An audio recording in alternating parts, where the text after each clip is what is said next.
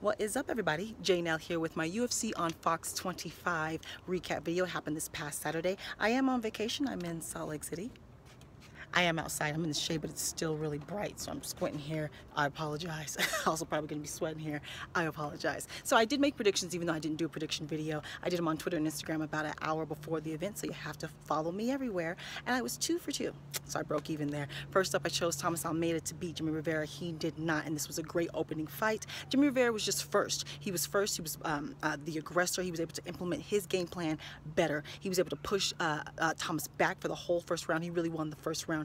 He had quicker hand speed, sharper shots, landed more shots. So he won the first round decisively. The second round, I believe that Thomas kind of found a few things that worked. There was a left shot that worked. The spacing he kind of figured out. He even stunned Jimmy and knocked him down at one point. So he won round 2. So we're even going into round 3. And again, kind of like the first, Jimmy was first to the punch. He was the aggressor. He was the one pushing Thomas back. He was the sharper puncher, more accurate. So I believe he won this fight. I agree with the judges, and I think he might be one to watch. I think I might be underestimating Jimmy Rivera, so I'm gonna have to go back and take another look. Moving around now because the sun's changed. Oh, gotta go back up here. So I gotta go back and look at Jimmy Rivera again. Who would you like to see him fight next? Next up, I did get this pick. I chose Patrick Cummings to beat John Vellante, and he did. But boy, did he give a pound of flesh for this victory. John won the first round. He was the sharper puncher, the quicker hand speed, the more powerful puncher for sure. Patrick was able to take him down, but he was able to pop back up. He won the first round. He was able to open Patrick up. He was able to bloody the eye, and it was already starting to swell. There was an accidental headbutt, which really cut Patrick on the top of the head and started to rain down blood. In the second round, it looked like he was sunburnt. His whole chest and back was red. John was red. So the first round went to John, but the next 2, I believe, went to Patrick Cummings, and he won this by split decision, but I totally agree. And he beat John on the feet, which I don't think anyone expected. He out-punched John Vellante, and in between times he mixed up the takedown attempts, but he really didn't actually get any more takedowns, especially in the second round. But he was able to push him up against the fence, lean on him, wear on his energy, on his cardio, and zap some of that energy. And you could tell the second and third rounds, John was laboring with his shots. He was a little bit more sloppy. He was taking deeper breaths, so he was weighing on that energy. And Patrick was able to, he had a nice jab. He had some decent head movement that he's been training with Antonio Tarver. You can see it, and he outlanded him with significant shots. He beat John Vellante the second and third rounds on the feet. And again, I don't think any one of us would have expected him to win in that way. So he's improving every day. Good win for Patrick Cummings. Who would you like to see him fight next? Next up, co-main event, and I did not get this pick. I chose Dennis Bermudez to beat Darren Elkins. He did not, and I believe he let this fight slip through his fingers. The first, I think he was surprised by Darren. I don't think he thought Darren was as good of a wrestler. I think maybe he was surprised by the scrappiness, which I don't know why. Darren is known for his scrappiness. He was out-hustled. Darren hustled him out of this fight. So round 1, Darren was able to take him down. He was able to have some submission tips. He was able to land some shots. You think he's taller and longer, that he would do better in space, but actually he did better in closer quarters. He was able to make it ugly that way. He was able to fill in the blanks better than Dennis Bermudez. Dennis actually did better in space, where he had room to kind of put combinations together, to kind of see what he was going to do, see what Darren was doing. So the first round went to Darren Elkins. The second round, Dennis started to figure that out. He started to get his space better, but whenever he would throw a combination together or land on Darren, Darren would tie him up like a boxer. He would just literally just grab him and hug on him. Now, a couple of times when he would take Dennis down, Dennis was very lackadaisical in trying to get up. It seemed like he just accepted the position for a minute, was waiting for a minute. Okay, I'll get up now. And I think these are the reasons why he lost this fight. He was out-hustled. Again, pop back up. You don't give a man like Darren Elkins any kind of anything, because he'll run with it. Now, the third round was all Dennis Bermudez.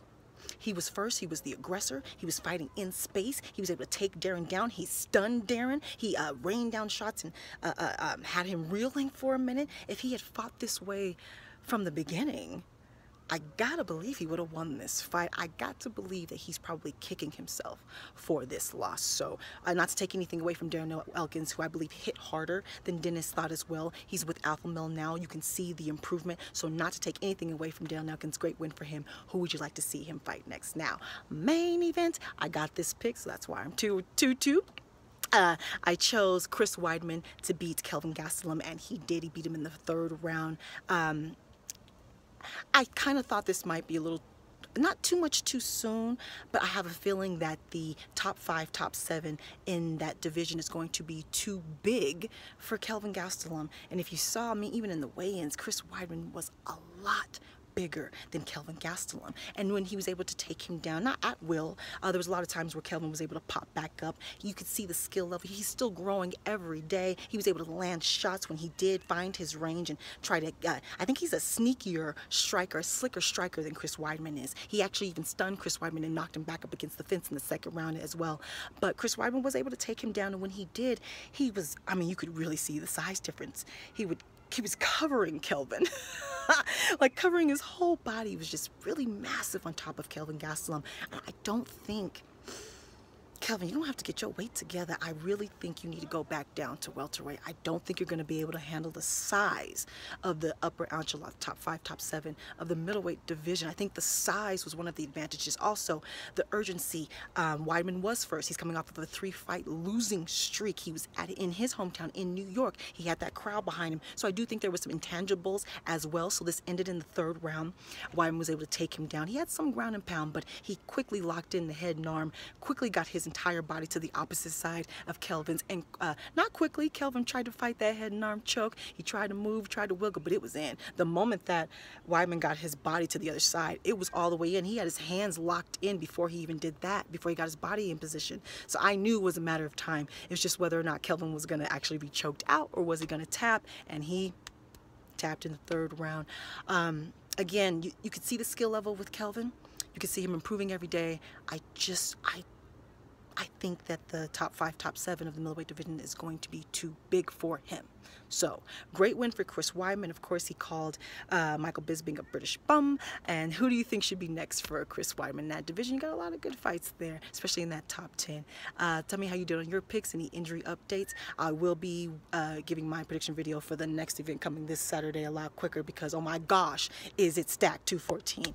And be looking out for me on Run It Back Radio. It's a podcast that I'll be doing this Saturday. I've done it twice before. I'll be doing a preview about this Saturday 214. And yeah, follow me on Facebook, Twitter, and Instagram, Snapchat. That's where I did my predictions. And if you probably missed them if you didn't see them there, subscribe, like, talk to me, take care, and goodbye.